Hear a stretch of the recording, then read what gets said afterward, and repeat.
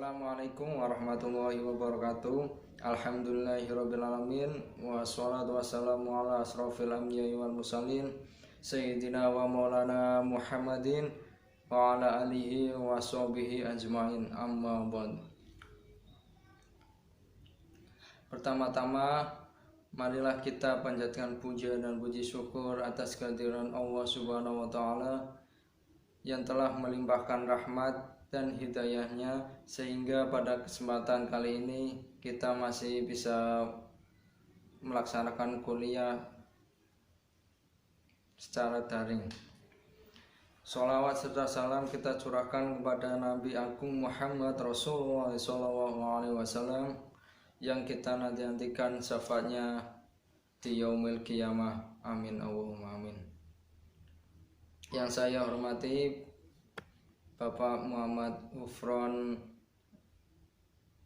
MSI selaku dosen pengampu mata kuliah Tafsir Tarbawi kelas D, dan yang saya cintai teman-teman semua kelas D. Di sini saya akan presentasikan hasil makalah saya yang bertema investasi amal soleh dan judul Hukum Kekekalan Aksi Reaksi Amal. Yang poin A, hukum kekekalan aksi reaksi. Hukum kekekalan energi mengatakan bahwa sebuah energi tidak dapat diciptakan melainkan dapat diubah atau dipindah dalam bentuk energi yang lain. Demikian Albert Einstein pernah menyatakan, termasuk dalam kategori energi adalah segala perilaku yang kita kerjakan dalam kehidupan sehari-hari, termasuk langkah yang kita ayunkan, tutur kata yang kita ucapkan, senyum yang kita berikan, bahkan niat yang terlintas dalam hati pun merupakan bentuk-bentuk energi. Apapun aksi energi yang kita berikan pastinya akan menghasilkan reaksi atau balasan yang sebanding. Artinya setiap amal perbuatan yang kita lakukan di dunia memiliki dampak yang akan kembali kepada diri kita sendiri. Maka kalau kita menginginkan dampak yang baik, tentunya kita harus melepaskan energi yang baik dalam hidup ini.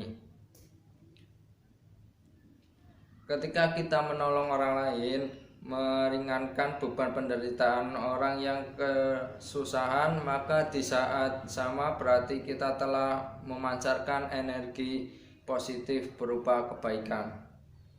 Dan energi positif berupa kebaikan yang kita lepaskan tidak akan pernah sirna dari muka bumi, bahkan ia akan tetap kekal abadi dan kembali kepada kita dalam bentuk energi yang positif lainnya. Yang B, pengertian amal soleh.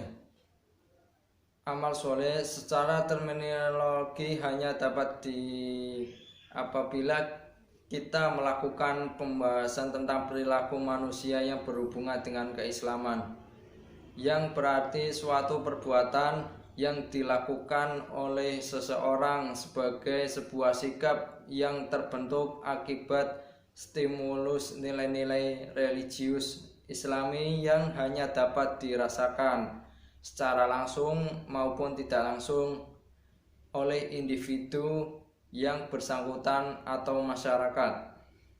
Pengertian amal soleh dalam pandangan Islam adalah setiap amal soleh atau setiap perbuatan kebijakan yang diridhoi oleh Allah Subhanahu wa Ta'ala. Setiap amal soleh yang diberikan kepada orang lain, maka Allah akan mengembalikannya kepada kita melebihi apa yang kita amalkan. Yang poin C, dalil hukum kekekalan aksi reaksi amal soleh. Dalam Quran surat Al-Isra ayat 7 yang artinya jika kamu berbuat baik adalah kebaikan itu untuk dirimu sendiri, dan jika kamu berbuat jahat maka itu pun untuk celaka kamu juga. Maka jika datang pula janji yang akhir, niscaya akan masuk pula mereka memburukan muka-muka kamu, dan mereka akan masuk lagi ke masjid sebagaimana mereka memasuki dia pertama kali, dan supaya mereka hancurkan kamu selagi mereka berkuasa sehancur-hancurnya. Dalam surat Al-Isra ayat 7 ini mengapa penting untuk dikaji, karena berkaitan dengan amal perbuatan kita sehari-hari. Dunia ini yang ditinggali adalah dunia aksi dan reaksi. Bila kalian berbuat baik, niscaya kebaikan pula yang akan kita saksikan, dan bila keburukan yang kalian lakukan, maka keburukan pula yang akan kalian terima. Yang tafsir Quran surat Al-Isra ayat 7. Poin A. Tafsir Al-Azhar. Inilah kerusakan hebat kedua kali yang dibawa Bani Israel, yang membawa perpecahan yang paling hebat dalam sejarah agama. Karena bencinya kepada Nabi Isa dan ibunya, mereka tuduh dan tuduhan hina. Maka pengikut-pengikut Isa karena dari terlalu sayang kepada Isa menentang tuduhan itu dengan memandang Isa Al-Masih pula sebagai Tuhan atau anak Allah.